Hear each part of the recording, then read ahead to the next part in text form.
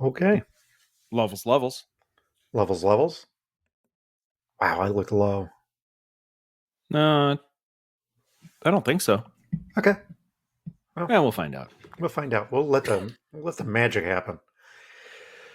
Hey, did you see in the news that a French fencer had her doping ban overturned this week? Got to be honest here. I don't really follow fencing or sports in France, but I'm game. What did she do? Allegedly. Well, so she tested positive for ostarine, which promotes muscle and bone growth and is a prohibited drug by the World Anti-Doping Association. She tested positive. Yes. How'd the ban get overturned?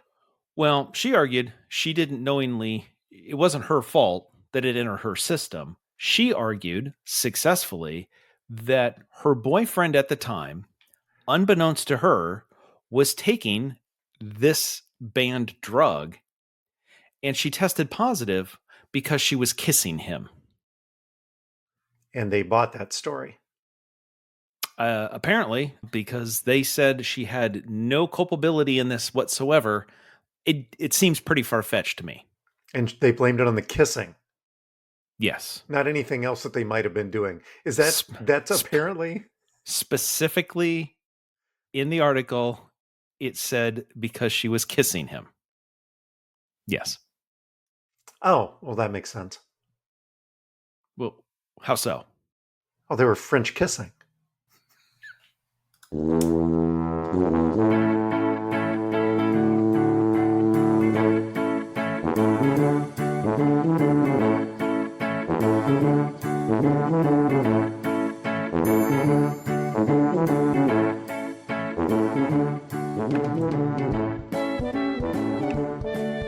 Hi, toddlers. Welcome to Talking to Todd, weekly podcast with Dewayne Johnson and Todd Prinz, where failure... Nope, just failure. Failure is always an option.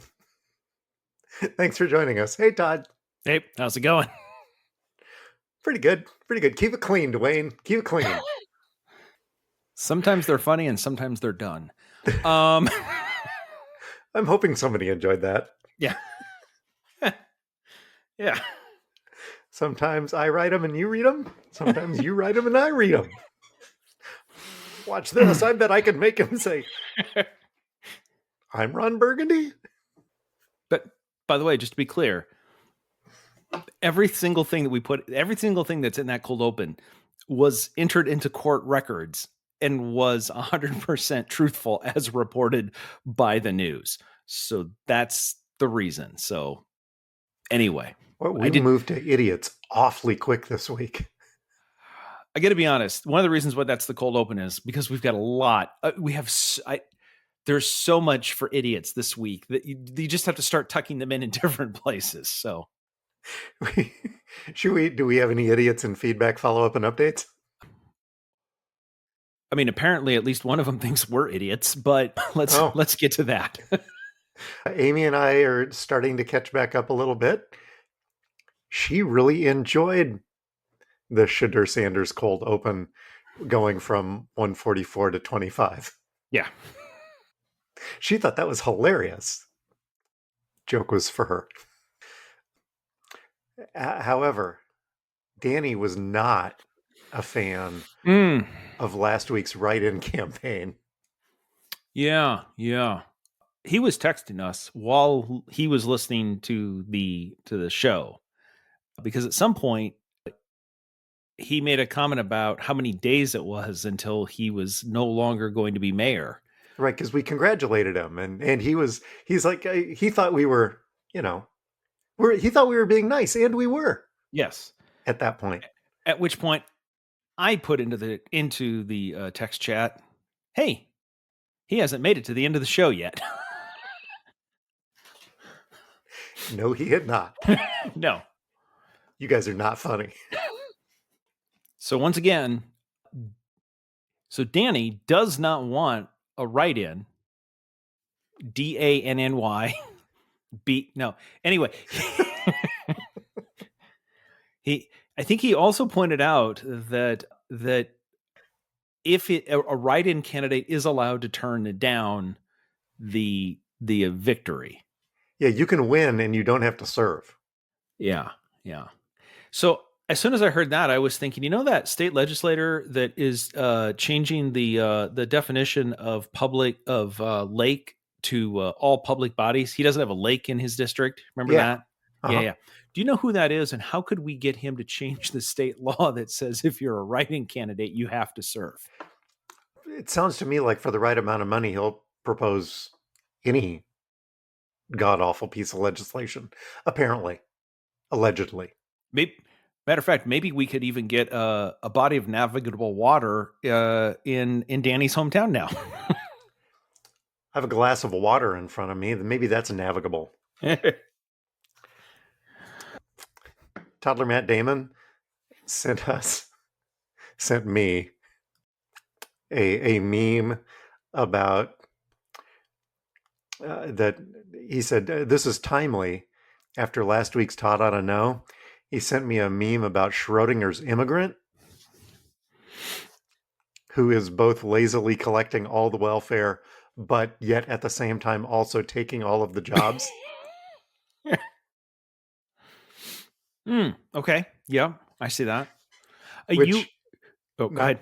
not to be confused with Chekhov's immigrant, who, if he appears in the first act, has to be kidnapped by ICE by the third. Just reading them. I probably could have played the other theme before we went into that. I just saw in here you had to Schrodinger feedback, and I'm thinking, could be funny, could be not. We don't know until you read it. Maybe we do. Maybe we don't. And lastly,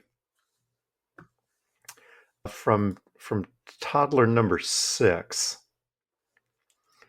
I'm pretty sure Todd just set a record for most bells, but to be fair, he had like 10 questions. And I said, in the first 4 were batting practice balls.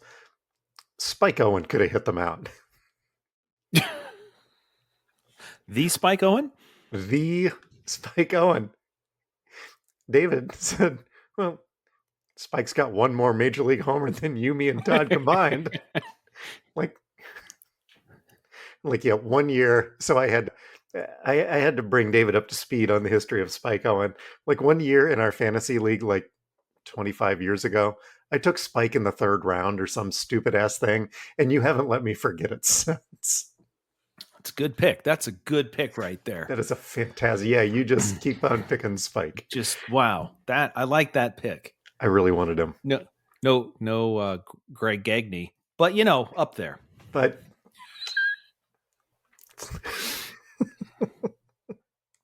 let's see. Did I? I think that's all of the feedback that I've gotten over. It's kind of a short week. Yeah. Anything catch your feed or? Not on feedback.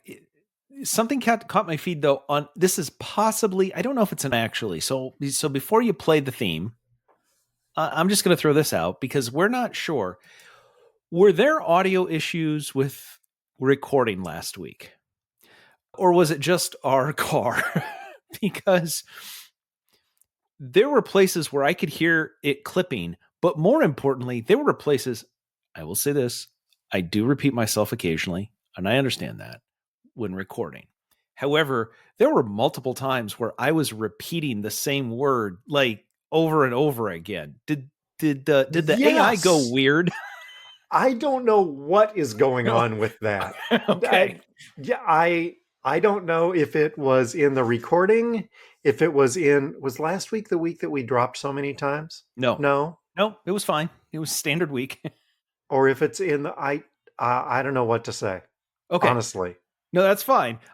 Just because we were at one point I paused it and I'm like, I can't listen to this anymore. Because you could hear the little audio thing like where it was doing it. But then I started repeating myself.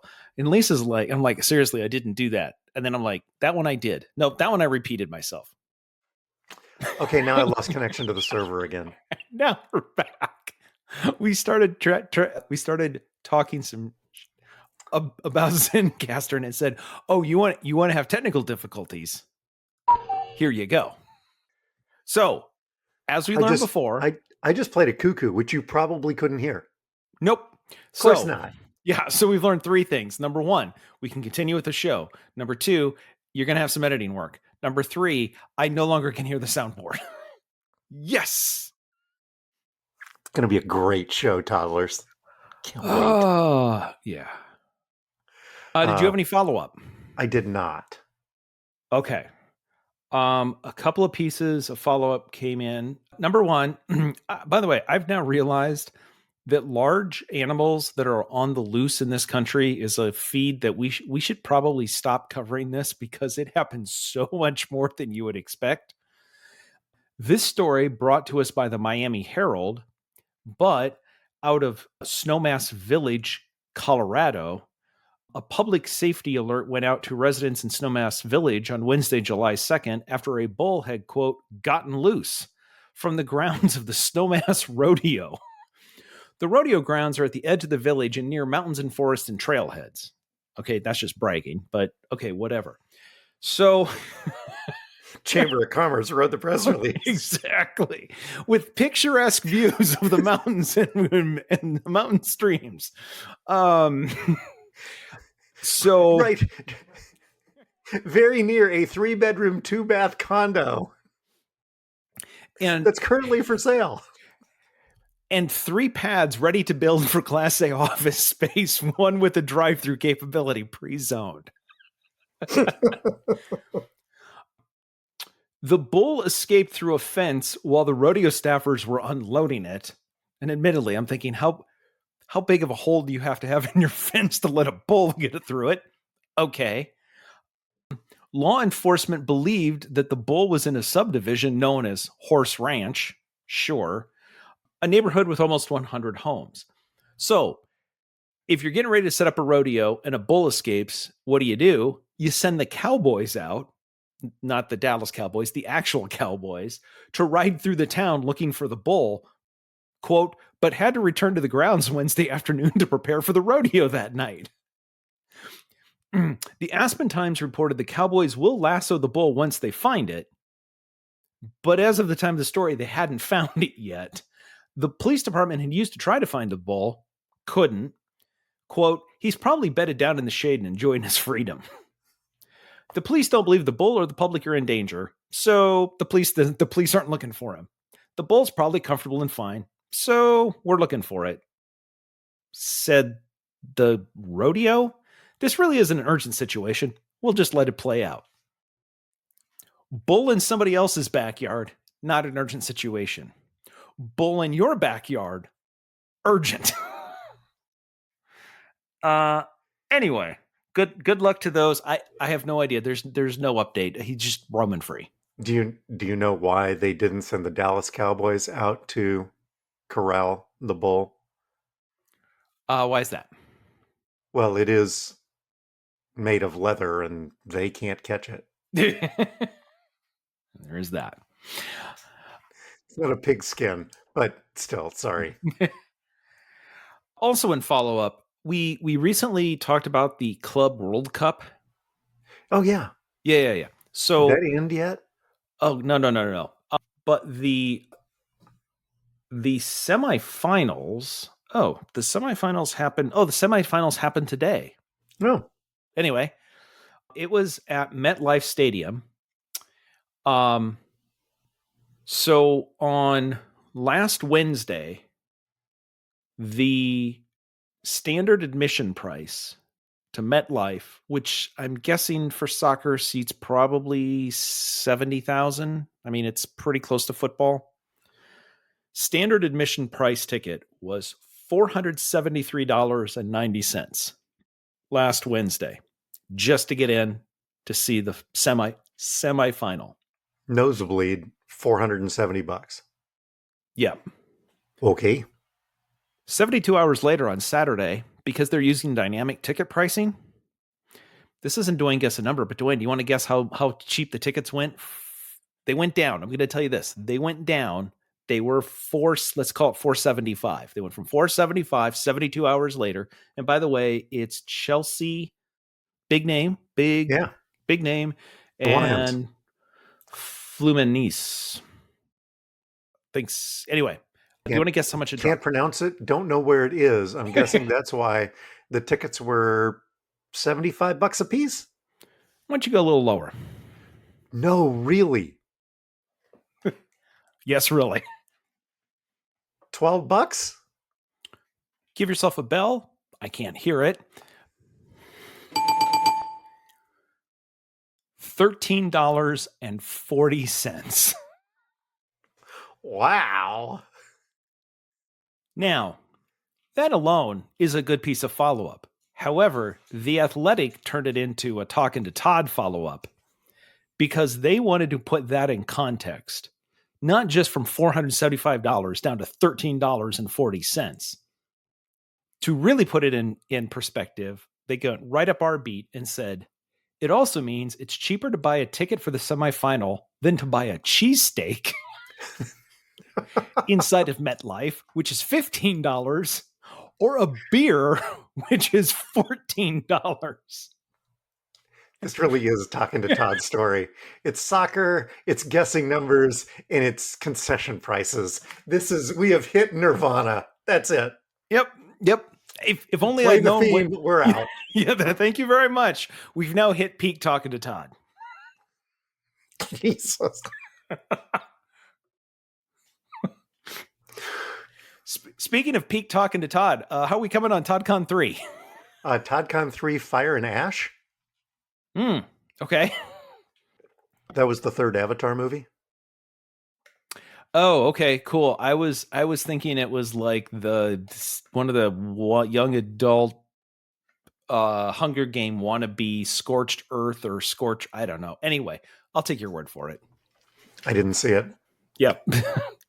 We're getting down to the end of this list, so Yeah. I'm like, yeah. I could have gone with Goldmember. Hey, don't be careful. You still got a month left, so you still got some on the list. Todd 3.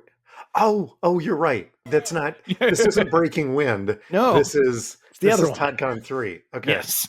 Okay. Yeah, you're right. I do need to save a couple of them here. Yeah. Speaking of ToddCon Breaking Wind, I injured my back, and I have neither golfed nor ridden my bike in the last week. I am losing ground on butt preparedness, but I did manage to get the bike into Bike World today to get tuned up. So while my bike is ready, I may not be. You know, for a minute there, when you said you hurt your back, I thought, oh, okay, all right, here we go with the excuse. I haven't played golf. Holy crap, this is serious. I mean, this is a big damn deal, people. I was supposed to golf on Friday, Saturday, and Sunday of 4th of July weekend, and I played 0 times. That's a problem. I was in quite a lot of pain. You're supposed to be in pain after the riding, not before. So I'm feeling better today. Hopefully I'll be able to. I did not play Tuesday League today. So I've now missed 4 tee times in a row, but I'm hoping I'll be back for Sunday for the Sunday Dew Sweepers. So I thought what you were going to say is you took it into Bike World to get a tune-up and also said, hey, by the way, quick question, really quick. While it's in here and you take it once over and all that stuff, could you make it twice as fast and have twice the capacity? Like, can we just the battery capacity? Yeah. That's going to be hard given that the company that manufactured my bike no longer manufactures electric bikes. They do manufacture, plausibly, an electric motor scooter. Okay. Like a Jazzy? Yeah, something like that. Yeah. Well, if your back doesn't get any better, who knows? Yeah, I can just vroom, vroom, off we go. Okay, what else do we got? Well, okay, so while you were doing 0 miles, since we last recorded, I've done 90. So good for you. Okay, so between us, we've averaged 45 miles of training this week. That's the way to look at it, right? Teamwork. My butt hurts. Does that that's count? how that works. But And also today in the mail, I received my official Ragbri wristbands. Did arrive in the mail today. So yeah. And your helmet sticker. Which, according to the email, says, hold on to it. We'll tell you what to do with them later. Well, that's ominous. Yeah.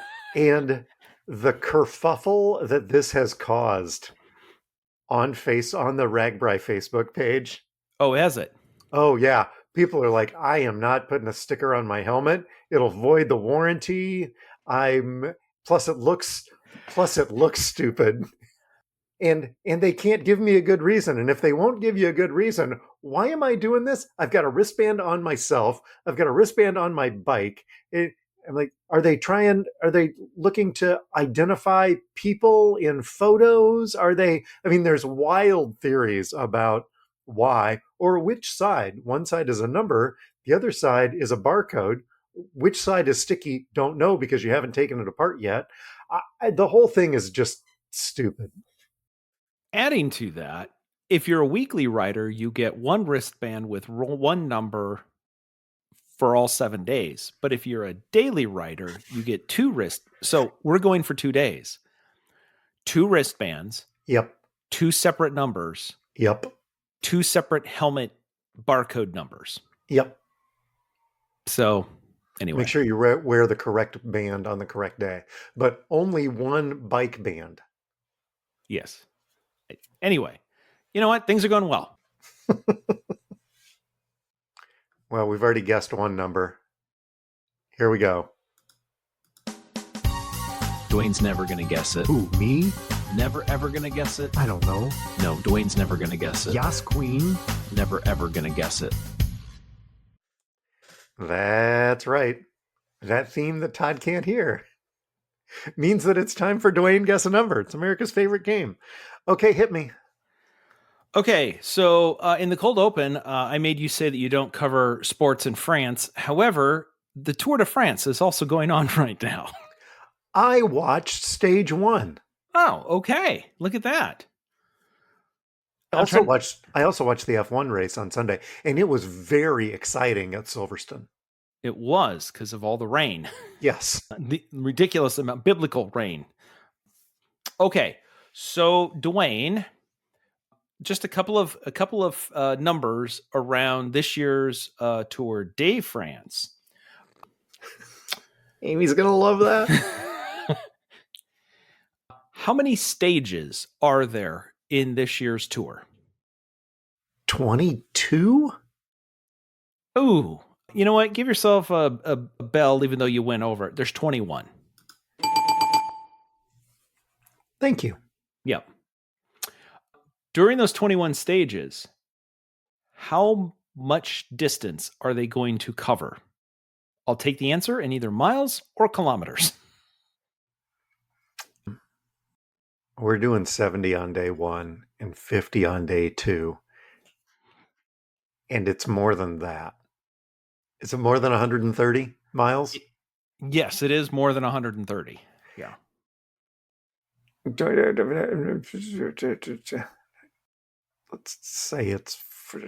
Let's say 800 miles. You're under. But I'm not under by a ton. Well, if you said 800 miles in 21 days, that's a daily average of 38 miles. Yeah. Yeah, because I'm like, there's the sprint stuff, and then there's longer days, and I'm like, okay, maybe they average, more than that. I'm going to want to ramp that up a little bit. You're going to want to ramp that up a little bit. It's more than 800. It's more than 800. Yes. Is it more than 1,200? It is more than 1,200. Let's say 1,300 miles. The correct retail answer is 2,063 miles. So they're averaging 100 miles a day ish. They're averaging 98 miles a day. Yes. Yeah. Yeah. So yeah, no bell on that one. No bell. Now you got flat stages, and then you've got stages with category 3, category 4 hills. Yep. There's King of the elevation mountain. gain, and Yeah. King of the Mountain, and then you go into the mountains, you go into the Alps, you go into the Pyrenees, you do some.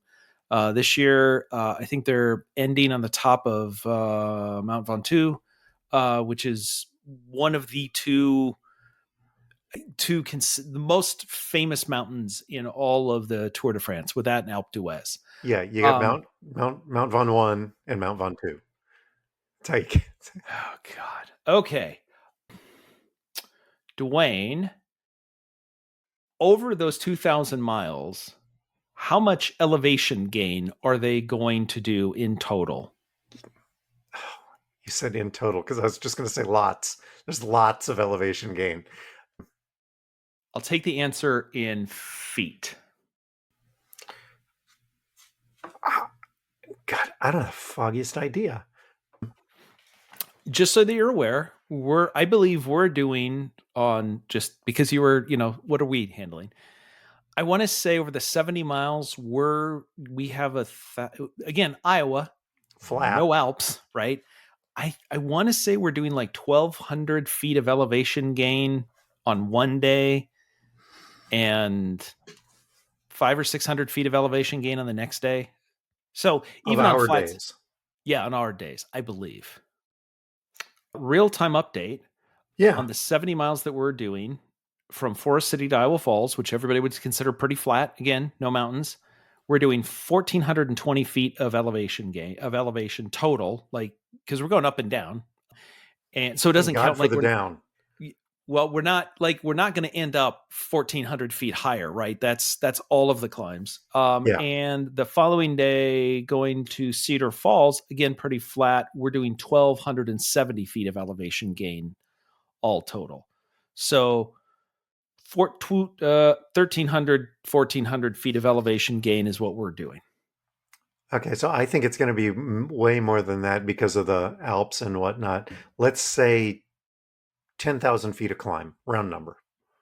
Okay, you're gonna want to bring that up. Bring that up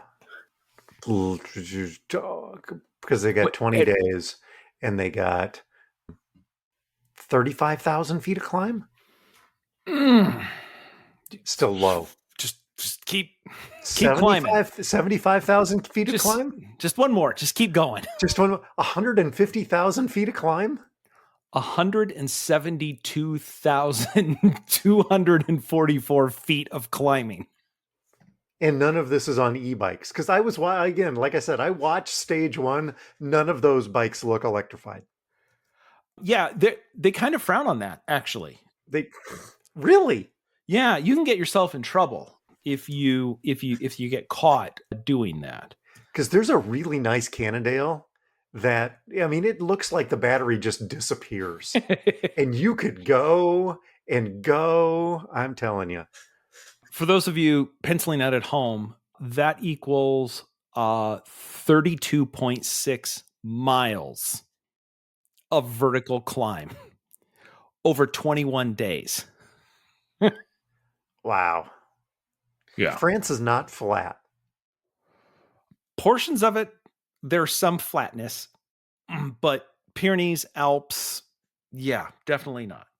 Okay. So they're doing all of this. Yeah. Okay. So they're going to need a good bike to do this on. Dewayne, how much is so they have different bikes. They have their road bikes. They have their time trial bikes. We're not just the regular standard. This is the bike that the team uses most days. Interesting about the Tour de France. The rules state that all equipment on the bike has to be in production for sale, or it has to be in final prototyping and must then be on sale within 12 months of them using it. Okay. So they have to buy all off the shelf stuff. So just like the golf clubs that the pros use, you can go out and you can buy, and when you buy the bike, you got the bike, you've got the gears, the levers, the wheels, like all of that stuff, and you buy them different and you kind of build the whole bike out. Dewayne, how much is the cheapest bike used by one of the teams in the Tour de France in either United States dollars or British pounds? Let's say $87,000. Oh, you're low. Damn. Because I've been looking at this plug-in hybrid, and it's way cheaper than $87,000. And it's brand new. And I can walk on the lot and walk off with it today. Or I can go buy a Tour de France bike that goes on my power. Not going to happen. $115,000? You went over on that one. Okay. The cheapest, the team of the 23 teams, the cheapest bike is $11,550. 111,000? No, 11,550. Wait, did you say $87,000 per bike? Yeah. Oh God, no, that's not. No. Wait, no, I thought you said 8,700. Oh no, I said $87,000. Oh no, then you're completely wrong. It's $11,500 Oh well, for that the seems bike. much more affordable. Okay. And like $111,000. What the heck are they putting on this bike? No. The carbon fiber is really expensive. What's really expensive are the tiny little motors that pass inspection. That's what costs a lot on these bikes. They put them in the hubs. Anyway, never mind. Sorry. I misheard. I projected. So the cheapest bike is $11,550. Oh, okay. Again, for a bicycle. Is that the one that you're renting when you come to Des Moines? You renting the $11,000 one? No. Oh, okay. I think the one I'm renting isn't even the down payment on that one. It's nice, but it's not that nice. Okay, so now let's go to the front of the grid. Oh, by the way, in case anybody cares, that bike is being ridden by Intermarché Wanty. It is a Cube Lightning. If you want to go buy it, QUBE. Yep, that's the name of the company. Oh, I guessed right. QUBE. Okay. Nope, sorry, CUBE. Wait, I'm not even. I can't. Is this working? Is this thing on? Is this thing on? Can you? Are you getting repeated? Is it repeating over? Say what? Say what? Is it, say what? Say is what? it re- Say what? Is it? Say Is what? Okay, last number. Let's get out of this loop. Sorry, guys. So, if that's the cheapest, what is the most expensive regular bike being ridden by one of the teams in the Tour de France? $87,000. Hey, how'd you know? Was it right on that? Nope. Nope. Okay, let's say, I don't know, 28 grand. Oh, you went high again. 18,500. Oh, okay. Yeah. So bikes are not as expensive as I think they are. But I must have F1 on my brain. I was going to say, you're talking about a bike and you're like, oh, $18,500 bike. That's not that expensive. You know, I'll tell you what, you want to know how expensive it is? When we record the podcast, tell Amy, hey, for Ragbri, you don't think that your electric bike is going to make it and you need to go pick up a bike and you've ordered it on Prime Day and it's going to be there on Friday. And she says, oh, great. How much was it? And you say $18,500 and see if she thinks that bikes aren't as expensive as you think. I think I'm going to have a problem. But it was what? Look how much I saved. Yeah. It's the same bike that Pogacar uses in the Tour de France. Tour de France. Forgotcha. That's the moment that'll push you over. And then he caught up. Yeah. He forgotcha. Oh, jeez.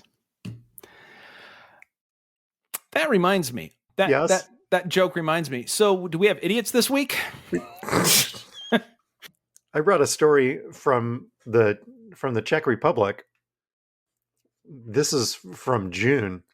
Czech police say they have detained 3 suspects who allegedly treated patients in a fake dental clinic without a proper license or professional training. Czech family of 3 accused of running a fake dental clinic in their house. Dozens of people visited the clinic after the family of three opened it. It's just southeast of Prague, and this has been going on for 2 years. The trio made about $185,000 over the last 2 years before they were detained back in June. They pleaded guilty to all charges, including running an illegal business, attempted bodily harm, stealing and illegal production, and handling of narcotics. They face up to 8 years in prison. The 22-year-old son consulted the internet to do procedures, including extractions. The 50-year-old mother, who is a nurse by profession, worked as the assistant, and the 44-year-old father made prosthetic devices. It's a family business. How this whole thing fell apart: one of their patients suffered complications and went to a real dentist. Yeah. Yeah. It's all fine until somebody loses a tooth, I guess. I don't know. Every time when you go to the dentist office, like you'll see like the state certificate that says that they've been inspected or whatever, and maybe they'll see the diploma on the wall, and you're like, yeah, you know what? Do you really need to see? No, look for the state inspection. Just don't worry. I watched YouTube and asked ChatGPT how to do this, so I'm good. I'm Dr. Google on the case. They were just looking for a checkup. How about you? What did you bring? Regrets.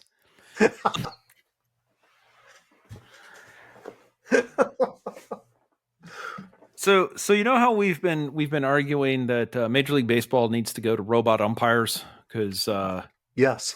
yeah, because the existing umpires can't get it. Well, they can't get it quite right. Well, I don't know if you saw this year, Wimbledon has gone to robot umpires. I did see this story. They're using the same technology that's already being used by the US Open and the Australian Open, and they got rid of all of the people who are in their very nice blazers and who stand there and call in or out and occasionally get hit in the face by a ball and occasionally get hit in the face by somebody who hits a ball towards them. They get rid of most of them. I think they kept around 30 for emergencies. I believe they can cover 4 courts at once. Yes. In case everything totally goes haywire. They can still cover. They did keep about 30 of them for player escorts and whatever. But yes, they have drastically thinned the ranks, as it were. And so this is Why the is first that a time. problem? Well, this is the first time in Wimbledon's been going on for 148 years, and this is the first time the line judges haven't been used. So in a tournament on Sunday, a ball landed clearly out, like more than a foot out. You could see it real time, and the person sort of returned it, and then they were like, okay, wait, hey, the ball's out, and the electronic system didn't pick up that the ball was out. So then they had to stop play, and they went and talked to the chair umpire, and the chair umpire basically said, well, nothing we can do. We got to replay the point. Right. Do over. Yep. And the person who should have won the point actually then lost the replay. And she was seething mad because it was pretty clear. Now, the rules actually state that if the electronic system doesn't work, it is the responsibility of the chair umpire to make the call. If the chair umpire doesn't make the call, then you have to replay it. So when the chair umpire said, well, we got to play over, that means the chair umpire didn't see the ball, even though it was clearly out. Everybody else saw it. Yeah, everybody else. It was fine. Yeah, I don't know what you're doing up there in the straw boater, but that's cool. All right, whatever. You do you. afterwards, they tried to figure out why did the electronic umpire not catch it. There was some speculation that the ball was so far out that it exceeded the tolerance of the system. That wasn't the case at all. The reason, Dwayne, did you hear the reason why? I did hear the reason why. Yeah. The people operating the we keep calling it the robot umpire, but it's called the electronic line calling system, Hawkeye. disabled it on that point. They just shut it off. So it wasn't running, at which point the chair umpire wasn't really paying that close of attention. Well, guess we got to do it over. Okay, so we've been waiting for the robot umpires. Now we need the robot tenders. What do you mean you turned it off? Look, Simon bet me 20 quid that I wouldn't turn it off in the middle of a match, and I did. So what are we doing? Never underestimate the ability of humans to screw something up. There's a joke about eventually you're not going to need two pilots on the flight deck because planes are going to become so automated. You're just going to need a pilot and a dog.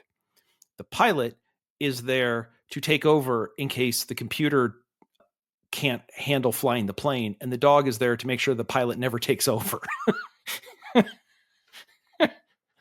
You know what? I can fly. No. No. Yeah. Let's see. What are we watching this week? I had two things actually that are new. Ooh, okay. Have you heard of, well, one of them's new to us. A show called Patience on PBS? No, but I thought that was every show on PBS. When are you going to get to something interesting? Hey, good. More string music. It can't all be Boston Pops, folks. It is set in York, not New York, York. Been there. And I've played golf there. No, I haven't. I've just been there.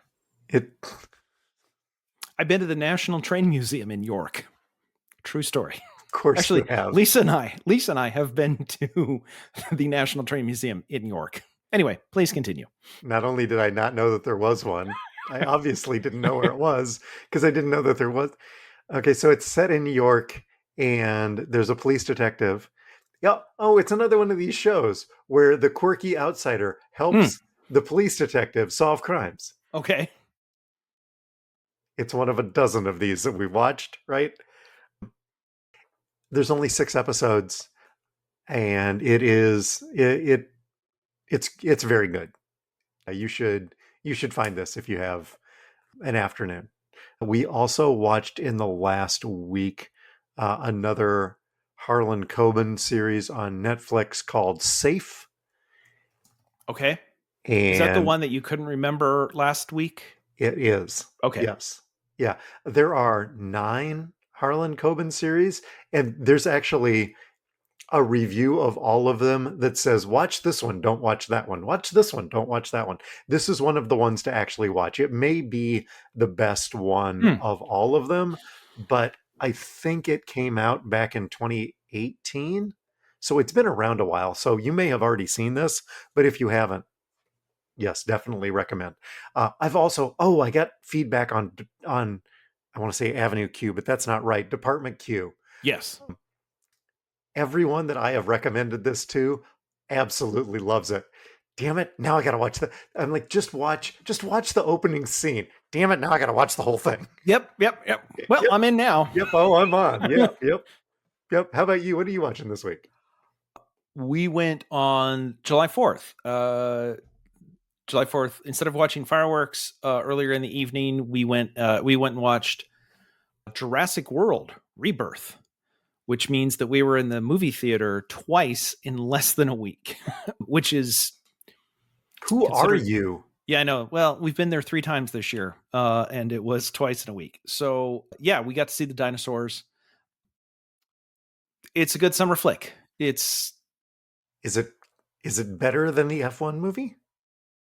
I don't know. It's made more money. Yes. Yeah, it had a really good weekend at the box office. Yeah. We're trying to figure out whether or not we're going to go see it. I'm going to go see Superman on Thursday night with Lucas, so I'll have a review of that next week. Okay. Okay. I would say this. Whatever you think Jurassic World Rebirth is, you're right. Like like if you're predisposed to go, hey, this is going to be cool because it's going to be a big summer blockbuster and there's going to be dinosaurs and there's going to be children in peril, and that's exactly what you're going to get. If you're like, hey, haven't we kind of heard this story before 8 times? 8 times? Yeah, yes. But this time it's with Scarlett Johansson. Oh, So, well, in you know, that case, that makes it a bit different. There's a few, because you're in a world populated by dinosaurs. What I will say is this: in Formula One, it was a little harder to go, well, that's not really the way they do, and that this doesn't make any sense. You can't do that in this movie because you're like, well, really, the dinosaurs that are walking around on this wouldn't do that. Shut up. Shut up. Like, did any of them take off a wetsuit underwater? no, Okay, well, no. then I can do this. But I will tell you this: if you want to see a Tyrannosaurus Rex swim, it's in this movie. Didn't think And that was a thing, but well, okay. and apparently, I'll just say this: reading about it, there's a scene in this movie in which the T-Rex is swimming, and not for fun, right? Again, people in peril. Right. That was in the original movie's script, the original one. Oh, okay. And they got to that point and they were already over budget.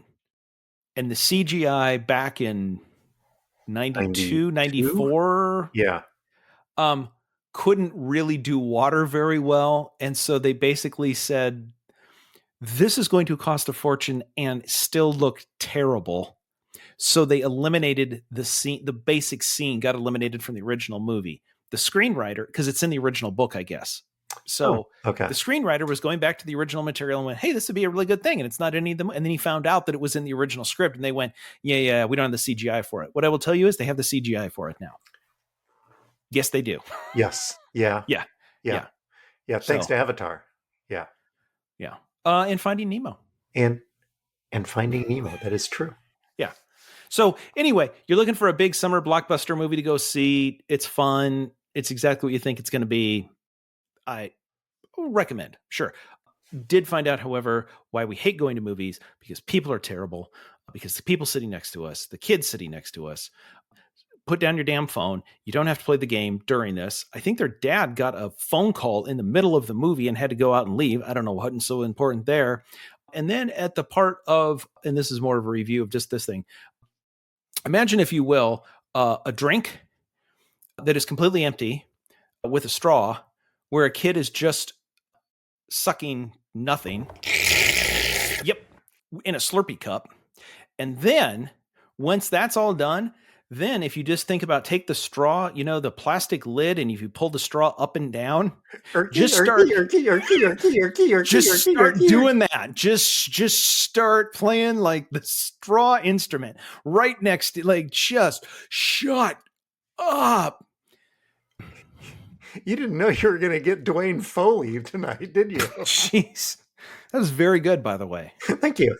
Yeah. So anyway, yes on the movie, no on seeing movies with people. Anyway. Oh. So the thing that we learned this week. Okay. Amy says to me, hey, I think I need to take my car in for an oil change. The warning light is not going off on the Nissan that it's due for an oil change, and I usually wait for it to tell me that it's due. She doesn't drive her car as much as I drive my car. We tend to take the truck when we're going somewhere rather than take her car. So it doesn't get its oil changed as often. So she usually waits for the car to remind her, okay, hey, because the sticker, I don't know. Anyway, Yeah, okay. Yeah, let's we should figure out when the last time was that the oil got changed. Well, what does the sticker say? Well, it says it was due, a couple thousand miles ago. Okay. Great. Well, let me go back and we go to Firestone. Everything's in the Firestone app. Everything ties to my phone number. I can go and look it up. I can pull it up. The last oil change on this car was December 1 of 2023. Yeah, I think it's due. 18 months. Yes. But as far as mileage, not a ton outside of the recommended mileage for oil change. This car's going to last a long time. But we didn't get any admonishments from the Firestone people. No, they're not a peep out of them. They're like, yeah, whatever, yeah, but just off you go. Yep, new sticker in the window. And then Amy got it back home. She's like, okay, now we need to figure out why the sensor isn't going off. Is there something broken in the car? So I hop in and I click click click click click go through all of the settings and whatnot to try to figure out why she didn't ever get a notice when it hit the mileage that it was time. Click click click click click. Oh well, here's your problem. It was set to give her a notice at 0 miles. Hmm. At which point there's never a notice. Yeah. So instead of someone resetting the count for the count up to 0, they took 7,500 miles and took it all the way down to 0 and reset it all back in December of 2023, which is why Amy wasn't ever getting any notices. That's now been fixed. We're good to go. I'm tired of this damn light always going off on my dash. Well, we can fix that. Yeah. Did you turn up the radio so that it doesn't? No, that's not. Anyway, so I learned 2 things about Amy's car this week. 2. What'd you learn? So I'm gonna preface this with we don't need to play the other theme, mostly because I can't hear it. But I learned in all of the discussions around the new tax and spend bill that just got passed, I learned something that I had no earthly idea that this was a thing. And I was like, wait, what? So, Dewayne, if you run a business, what kind of business deductions can you take? Just in general. If you run a Well, business, what can you all of deduct? them you can just write it off. You just write off all You of your just expenses, you write right? it. Yeah, you write Just- it off to the You write it fold off it in guy. and you just write it off. Yes, yeah, you fold in the cheese Yeah, and you just you write it off. write it off. So, if your business happens to be being a professional gambler, what expenses do you have? Well, you might have travel expenses. Okay. I suppose you could make the case that, your front money for whatever you're spending to gamble is an investment. So, up until this bill got signed, federal law allowed you to deduct 100% of your gambling losses. Wow. Yes. Okay. Which then you only pay on your winning, but Right. you deduct.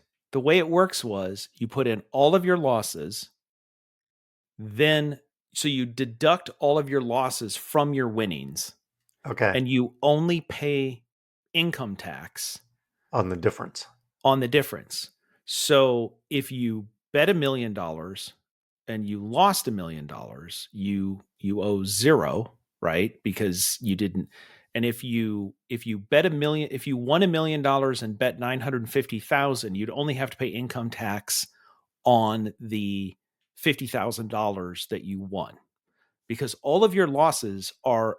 It's not a business expense. It literally was called out that gambling losses are deductible until this was signed. So One would think if you wanted to root out waste, fraud, and abuse, you would say, how about we don't deduct gambling losses as an expense? They didn't go that far. What it did do, though, was say that you can only deduct 90% of your losses, which not ideal. But as they point out, Yes. so as the Washington Post points out, for professional bettors, this is a huge deal. Professional bettors known as sharps, because they bet huge sums of money and they basically just grind out small profits here and there. So, if under the new bill, if a gambler had bet $1 million and only won 950,000, right? So lost 50,000 on the year. Right. Previously, they don't owe any income tax.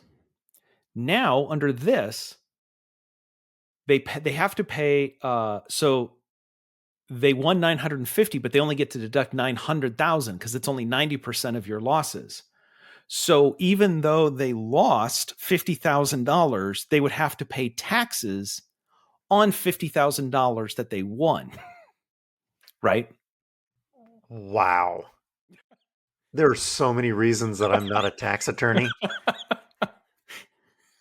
So good news. Hey, I bet $1 million of our money this year, and I'm so bad at it that I lost 50,000. But good news, we have to pay income tax on a different 50,000 that I didn't win. There are so many stupid things in that bill. Again, what I learned wasn't that they did this. What I learned was, holy crap, the federal tax code allows you to deduct gambling losses. Which to be honest, we've been doing this for 5 years. I think it's important for us to know this because let's be honest, every week when we hit record, we're taking a pretty big gamble.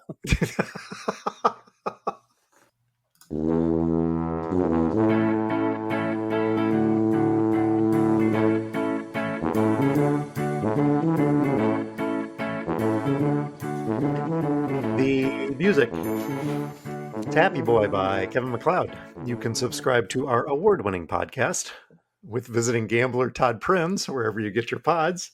Just search Talkin' and the number 2. There's no G and no space. You can stop by and see us at the Tuba City home office. Please don't do that. Thanks to our listeners and our sponsors and our contributors. We appreciate you. And you can send us your feedback on this episode or any episode to feedback@talkingtotodd.com. Todd? I'm just assuming that that family in the Czech Republic that made $185,000 doing off the books dentistry, I'm assuming they had a good reason. My guess is they wanted to buy 2 Tour de France bikes. Well, if I'm selling them, there we go. It's $87,000 each, right? Yeah, that sounds like a good deal. Yeah. You know what?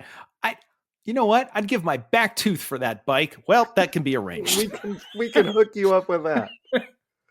Oh, I'm sure we're going to have something we need to clean up next week. Until then, we're here. We're talking to Todd.